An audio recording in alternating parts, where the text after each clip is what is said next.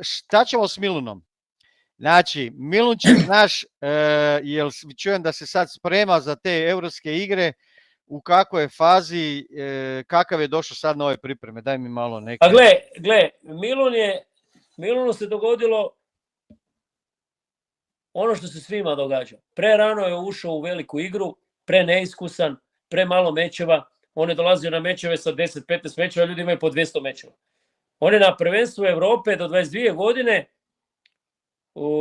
imao, velim ti, došao s 5 mečeva tamo, ušao, on je s ovim Azizijem, koji je danas bio, koji je bio sad, jel on bio srebrni je bio, da, na svjetskom prvenstvu, on je Italijan. Aha, da. Ja mislim da je. On ga je tuko, jedan puta ga je pobjedio Milun u Debrecenu i to sa slomljenim nosom i arkadom puknutom pobjedio ga je i pobjedio i na tom meču i na tom prvenstvu Europe on uđe u finale. I normalno, ja mu kažem taktiku, ne, on ide skinut mu glavu, ono ide nokautirati, i izgubi meč, upitno podijeljenom odlukom, ali izgubi meč. I pazi, ti prerano uđeš u te igre, kuži, to su ljudi koji imaju, tuko je tamo Rusa koji ima 80 mečeva, tuko Ukrajinca koji ima 127 mečeva, tuko toga Ziza koji ima isto ne znam koliko mečeva. I ti si sad već znaš, zvijezda, nije to lako. I onda tu ti malo ovo, malo ono, malo, i gle, mnogi momci nesvjesno uđu u to. Nesvjesno.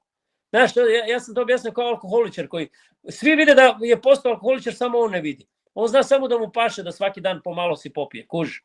Tak ti i ovo. Ti postaješ zvijezda, postaješ, malo se opustiš, malo misliš da možeš sve, da ti je sve dozvoljeno, ni ne kužiš da si se odvojio. I onda kad ja napravim neki sastanak s njima onda nekom to ide na živce, nekom ne. Kad izgubiš meč, kad padneš, kad doživiš nokaut, kad nešto, onda vele, jebote, znaš šta, pa možda je Leo pravo. Sad, ali Leo je do tada izgubio 2 godine rada, 2 godine objašnjavanja, 2 godine uvjeravanja, 3 ili koliko.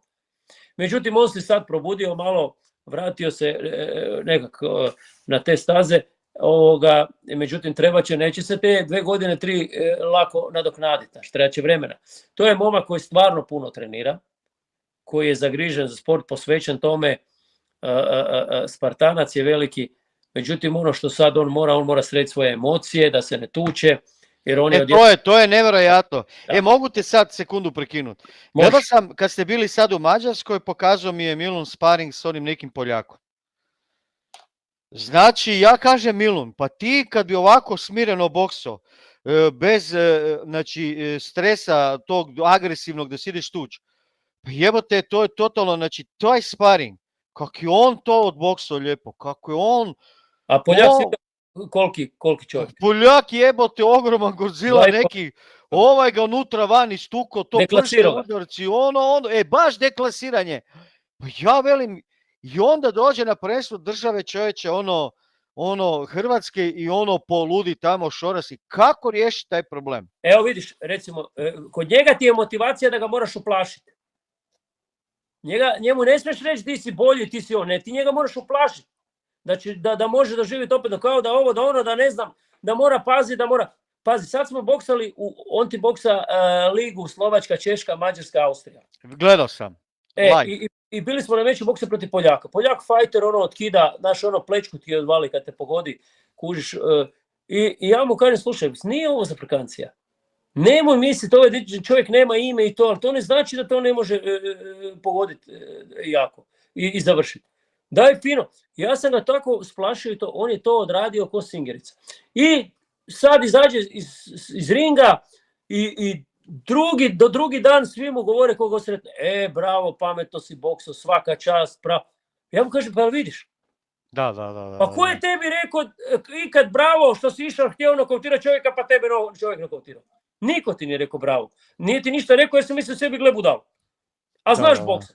Nego su mu sad svi govorili, rekao, gle, možda nisi ispao frajer koji si ti htio ispast. Jer on ima snagu, on ima želju, on ima koju, on hoće to pokazati. Kaže, ne može tako, ne može.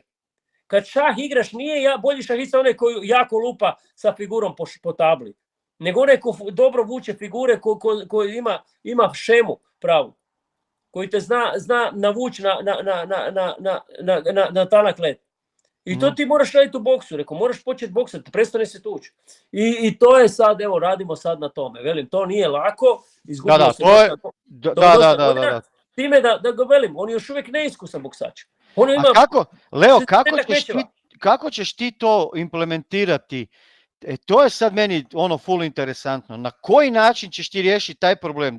Da li možda na tim nekakvim možda manjim turnirima gdje ga niko ne gleda, pa onda on nekako rasterećen, ne znam, na koji način sad njega pripremiti da on opet u nekakvom takvom jakom meču da opet ne krene sve ili ništa? Da, ne, pazi ovako, njemu trebaju prvo dobri sparinzi koje on nema. Jer je kod nas jako teško sparinge naći za njega. Sparira tu nešto s Milom sam sparirao s Bartulovićem, evo Mali Hodak je dolazio, međutim to je sve premalo sparinga za njega. A on i kad sparira, hoće se isto šorat, hoće jako udariti. Bišao je kod Dilijana Whitea, pa je rekao, Dilijan mi White rekao, pa ovo je lud. Ovo je hoće samo nokautirati. Ja kažem, ali nije to sparing, to nije boks koji ti moraš raditi. Mene jednom Hrga isto jedno vrijeme, Hrgović pitao, joj, kad će nokautirati? Ja mu kažem, Hrga, nema, doće to samo. To će samo. Pa je nešto pokušavao isto eksperimentirati, pa vidio da ne ide, čak je jedanput pao, mislim da ga Rusova jedan na Europskom prvenstvu, vidio pa se vratio nazad. On je vrlo pametan, inteligentan i nije tako baš ludo hrabar da bi on sad išao glavom bez obzira. Pa se vratio nazad pa je počeo boks kako treba. Vidiš, kod Miluna to je teško, taj čovjek je ludo hrabar. Lud, totalno, znači on je tako hrabar dečko da je to nezamislivo. Prehrabar, ali to ne može ići u skladu sa njegovim boksom i iskustvom. To će ga na kraju koštati ako ne bude to dobro. Jer hrabrost treba biti u službi taktike i tehnike, a ne obratno. Da, bravo. Onda sam šta sam napravio? Onda sam ga pozvao na red pa sam mu rekao, možeš ići, doviđenja, vidim da ti ja više nisam autoritet, nema problema, prijatelju, hvala, samo idi svojim putem. Pa jedno mjesec dana bio na ledu, pa je došao, rekao je, ipak ću ja trenirat, slušat ću šta god kažete. Ali gledaj, tu se izgubilo puno vremena. I sad stvarno, samo što kažeš, trener šta vi kažete. Ma znam da je šta ja kažem, ali u meču hoću da mi radiš šta ja kažem. Da. Lako je ovo kad ti trebaš doći na trening, koji ćeš vježbu raditi. Hoću u meču da mi radiš šta ja kažem. Šta ti je problem? Evo sad smo radili isto neki sparingi. Napravi, koji na prvenstvu Hrvatske, pogledaj. Pola minutu napravi savršeno. I onda ga samo okrene, misli da je bolji, gotovo, i onda krene gluposti. Opća tuča, da. Ja mu kažem, ba ne može, tako boks ne funkcionira. Ja ti to nisam rekao da radiš. Zašto radiš ono što ti ja nisam rekao? I onda dođu ljudi sa strane i pričaju, joj, pa kaj ga nisi naučio na ovo, kaj mu nisi ovo? Pa daj ga ti nauči, ajde. Daj da vidim gdje je taj tvoj boksač kojeg si ti naučio. Pa to je problem. Znači, evo, gledaj, nije problem čovjeka naučiti ni boksat, ni taktiku, ni tehniku, ništa. Problem je na kraju da ga sprovede to sve u meču. Pa to je, ja sam rekao, ako mogu sad malo upasti. Ali to dijeli vrhunske boksače od boksača, prosječnih boksača. Da. Zato neki vrhunski talenti uvijek ostanu prosječni. Da. A sad ćemo vidjeti zašto ti to i ne da. Zašto to oni ne mogu napraviti, a znaju da je bolje to napraviti. Najteži trenerski dio posla je kad sve što naučiš na vreću fokusare šama, to je za mene predstava. Ko da naučiš nekog glumca šta da radi. Ali to implementirati u borbu, to je najteži trenerski dio. Znači da ti borca naučiš da se bori to što si ga naučio u dvorani. I to ljudi ne sjećaju.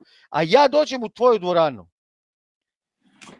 Neću zaboraviti nikad. Znači zadnjih par puta uđem, rekreativna grupa. Neki lik buco 130 kila, doktor, odjetnik, neki frajer, baba, neka ona ženska, bankarka, ja velim šta je ovo čovječe, a ne veli sad ide ova profi grupa. A daj, nemoj me jebat, stari, jel me kužiš, pa to je brutalno. Zato što svako mora naučiti boksat. I svako može naučiti boksat, kao što svako može naučiti plivat. Ali ne može biti svako svjetski prvak u plivanju.